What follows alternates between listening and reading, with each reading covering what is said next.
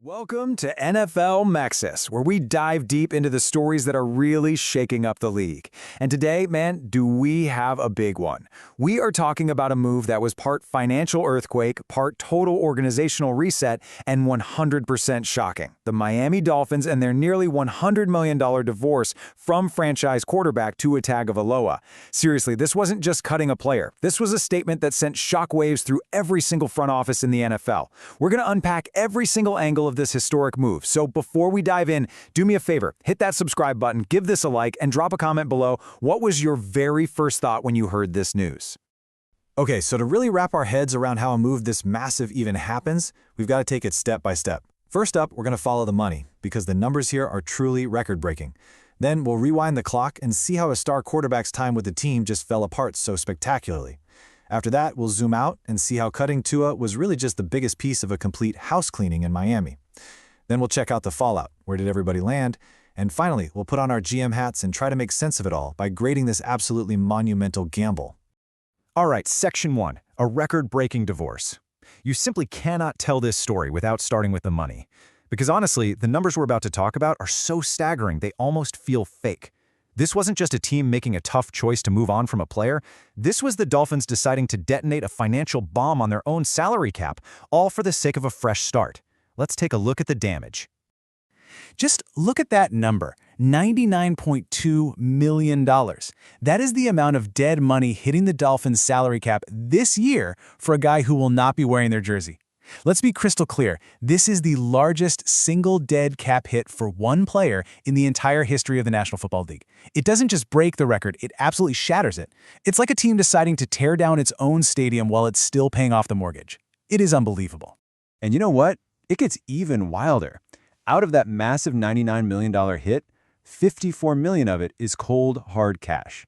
That is the amount of fully guaranteed salary that the Dolphins are wiring directly into Tua Tagovailoa's bank account for the 2026 season.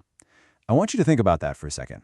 They are paying a player a top-tier quarterback salary for a season where he's guaranteed not to be on their team. It's a completely unprecedented situation. So let's just put this as plainly as we possibly can. The Miami Dolphins are paying Tua Tagovailoa $54 million to go play quarterback for somebody else. He's literally going to be cashing checks from the Dolphins while he's on the field trying to beat them. It's a scenario that just sounds impossible in the high-stakes, cutthroat world of the NFL, but it's the reality that Miami has chosen for itself. So, you might be asking yourself, why on earth would a team do this? Well, it all comes down to this concept of dead cap. In simple terms, it's the financial penalty you eat for cutting a player before his contract is up. It's all that guaranteed money suddenly slamming onto your salary cap right now, which limits what you can spend on the players you actually have.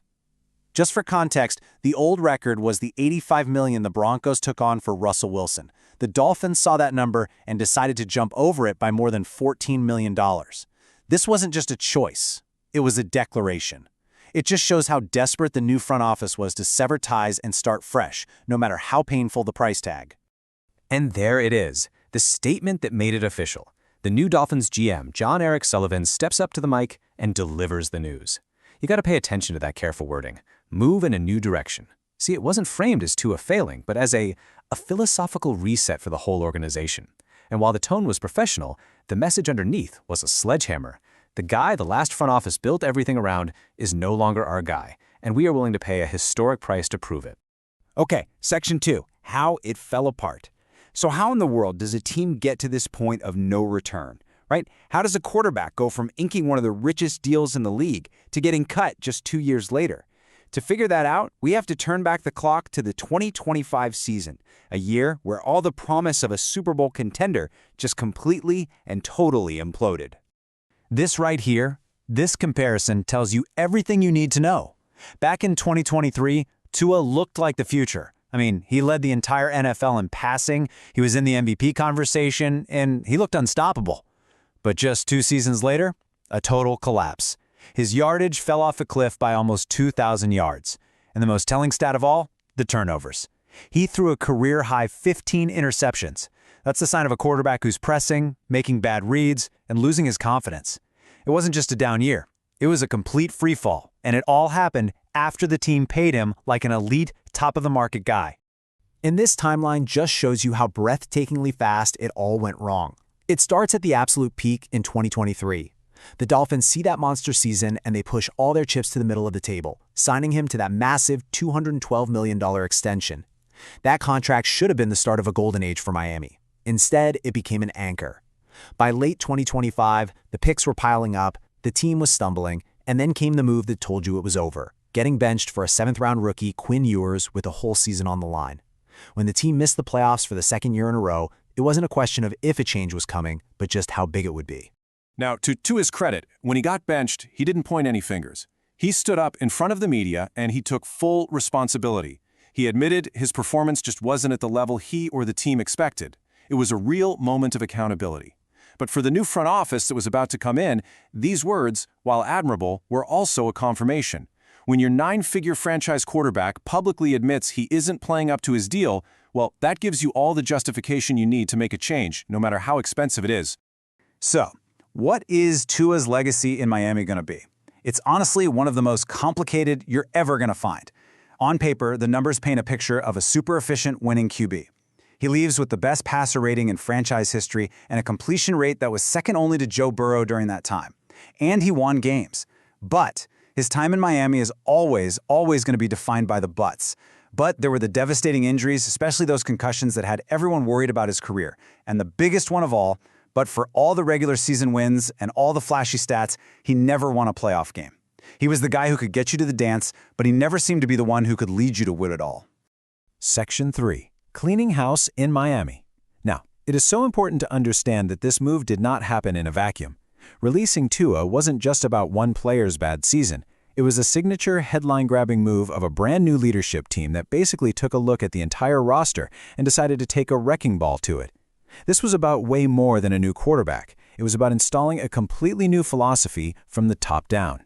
And these are the two men swinging that wrecking ball, new general manager John Eric Sullivan and rookie head coach Jeff Hafley. When these guys were hired, they were given the keys to the kingdom to reshape the franchise in their image. And from where they were sitting, Tua Tagovailoa, with that massive contract given to him by the last front office, he represented the old way of doing things. To build their team with their culture, they felt like they had to start by ripping out the biggest piece of the old foundation. And listen, this wasn't some precision strike. It was a full-on purge. It went so far beyond just the quarterback. They let go of a future Hall of Famer in Tyreek Hill, an 8-time Pro Bowler. They parted ways with veteran pass rusher Bradley Chubb. But maybe the most jaw-dropping move of them all was trading away Minkah Fitzpatrick, a 5-time Pro Bowl safety in the literal heart of their defense, and they traded him to a division rival, the New York Jets. This wasn't just a rebuild. It was a deliberate dismantling of a talented veteran team. So, why do all this? The whole philosophy is right here, in the GM's own words. The key phrases you need to hear are infusing competition and sustained winner. If you read between the lines, what Sullivan is saying is he believed the old roster, the one full of big names and big contracts, had gotten lazy and complacent. He's making a huge bet that by tearing it all down, he can rebuild a hungrier, more competitive team from the ground up. He believes this incredible short-term financial pain is a worthy investment for long-term, sustainable success. All right, Section 4. Aftermath and fallout. So when you detonate a bomb like this right in the middle of your roster, the shockwaves are going to be felt everywhere. So what happened next? Where did all the pieces land? And what did the Dolphins do to even begin this massive rebuilding project? Let's look at the immediate fallout. First off, let's just talk about how Tua handled this whole thing. In a situation where, let's be honest, a lot of guys would be bitter, he took the high road. He released this statement, not with anger, but with real gratitude for the city and the fans. And that key line, his regret about not delivering a championship, man, that was a classy exit. It earned him a ton of respect, even from the people who thought it was time for a change. It really didn't take long for the dominoes to fall. Tua landed with the Atlanta Falcons on a 1-year prove-it deal. For Atlanta, it's a classic low-risk, high-reward signing. They get a talented quarterback to push their young draft pick, Michael Penix Jr. And for Tua, it's a chance to completely resurrect his career. Meanwhile, back in Miami, the Dolphins made their first big splash of the new era, signing former backup Malik Willis to a pretty shocking 3-year, $67.5 million contract. This is a massive gamble. Willis has all the physical tools in the world, but has barely seen the field in the NFL. The Dolphins are betting millions on pure potential. which is a really risky move for a team that just got burned by a proven, if flawed, starter. All right, Section 5, Grading the Gamble. The demolition is done and the first few bricks of the new foundation have been laid. But are they the right bricks? It's time to put on our analyst hats, break out the red pen, and give an early grade to the very first moves of this new era in Miami.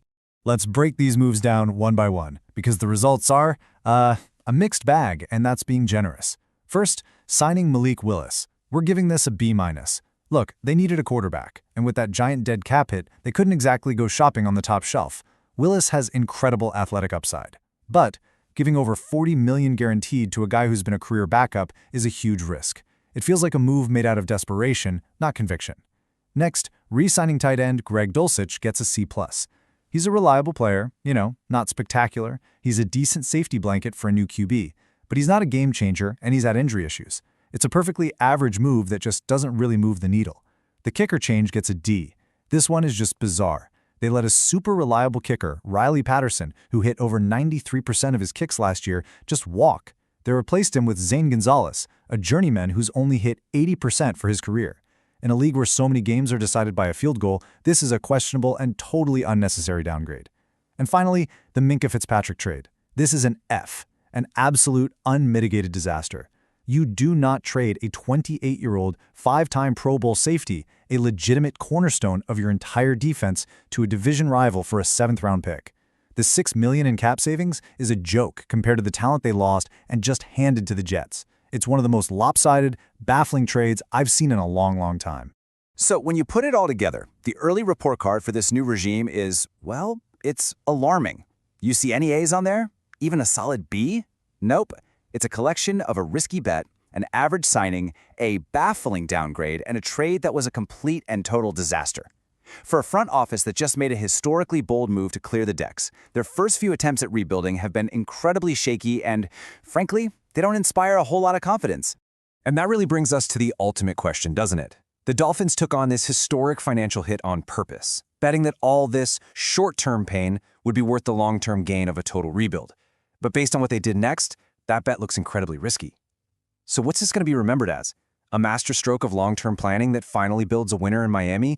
Or just a colossal, ego-driven mistake that's going to cripple this franchise for years to come? The answer is going to define the next decade of Dolphins football. I really want to know what you think. Drop your prediction in the comments below. And that's our deep dive into the Dolphins' $99 million decision. Thanks so much for sticking with us through this whole breakdown. If you enjoyed this and you want to support what we do here at NFL Nexus, we've got a great collection of NFL coloring books. They're awesome for kids, grandkids, or hey, even for yourself. You can check them out using the link down in the description or by just scanning the QR code on your screen right now. Thanks again for watching, and we'll see you for the next breakdown.